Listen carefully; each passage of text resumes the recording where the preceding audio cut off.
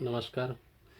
येणारी दीपावली आपणा सर्वांना सुख समृद्धीची जावो ही ईश्वरचरणी प्रार्थना करतो.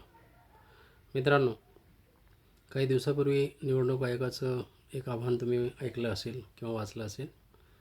निवडणूक आयोगानं 30 सप्टेंबर 2025 ते 6 नोव्हेंबर 2025 या कालावधीमध्ये पदवीधराची नोंदणी करावं अशा प्रकारचं आव्हान आपणा सर्वांना केलेलं आहे.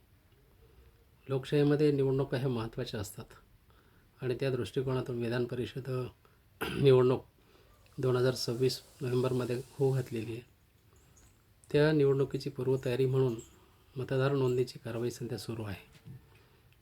गेल्या 30 सप्टेंबरपासून मतदार नोंदणी सुरू आहे. ही मतदार नोंदणी आपल्याला फॉर्म नंबर 18 भरून तहसील कार्यालयामध्ये जमा करता येऊ शकेल. सोबतच ऑनलाईनसुद्धा ही नोंदणी त्या ठिकाणी करता येईल. आणि ही नोंदणी केल्यानंतर या निवडणुकीमध्ये आपण मतदार म्हणून त्या ठिकाणी आपलं मत टाकू शकाल, आपला योग्य प्रतिनिधी निवडू शकाल. आणि म्हणून मराठवाड्यातील स्थायिक असलेल्या सर्व पदवीधर बांधवांना, भगिनींना आमची विनंती आहे की आपण पदवीधरची नोंदणी करावी.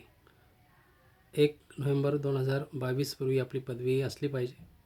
पदवी असण्यासाठी भारतातील कोणत्याही अधिकृत विद्यापीठाची पदवी असणं गरजेचं आहे. आणि दुसरी अट अशी आहे की आपण मराठवाड्यातील रहिवासी असावं. मराठवाड्यामध्ये 8 जिल्हे आहेत. 8 जिल्ह्यामधलं कुठलाही रहिवासी असेल तर त्या चालू शकेल. आणि आपण 22 पूर्वी 1 नोव्हेंबर 2022 पूर्वी आपण पदवीधर असणं गरजेचं आहे. या निवडणुकीमध्ये बरेच मतदार बांधव रजिस्ट्रेशन करत नाहीत आणि हे रजिस्ट्रेशन प्रत्येक निवडणुकीमध्ये नव्यानं करावं लागतं. मागच्या निवडणुकीत आपण रजिस्ट्रेशन केलं होतं म्हणजे आता रजिस्ट्रेशन करायची गरज नाही असं नाही. विधान परिषदेच्या शिक्षक आणि पदवीधर मतदारसंघामध्ये दर 6 वर्षाला ही नोंदणी करावी लागते आणि जे नोंदणी करतात विहित मुदतीमध्ये त्यांनाच हा मतदानाचा अधिकार मिळतो. आणि म्हणून आपले या निमित्तानं आपल्या सर्वांना विनंती आहे की आपण एकतर फॉर्म भरून आपण नोंदणी करावी किंवा ऑनलाईन जाऊन आपण त्या ठिकाणी मतदार म्हणून रजिस्ट्रेशन करावं आणि हो घातलेली नोव्हेंबर 2026ची जी निवडणूक आहे त्या निवडणुकीमध्ये मतदार म्हणून आपला हक्क त्या ठिकाणी बजवावा.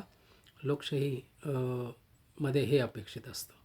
आणि म्हणून पुन्हा आपल्या सर्वांना दीपावलीच्या शुभेच्छा देऊन या ठिकाणी थांबतो. जय हिंद, जय महाराष्ट्र. धन्यवाद.